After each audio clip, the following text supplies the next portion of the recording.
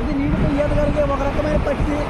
దీని పక్షి పేరు కూడా ఏమవుతుందో తెలియదు. కాకపోతే ఈ సముద్ర తీర ప్రాంతంలో కొట్టుకొచ్చినటువంటి ఈ పక్షి అదుగా నేలపై నడవలేకపోతే పరిస్థితి వచ్చింది.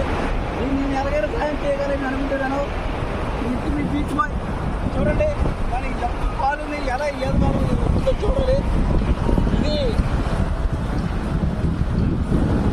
పక్షి మీరైతే మీకు తెలిసినట్లయితే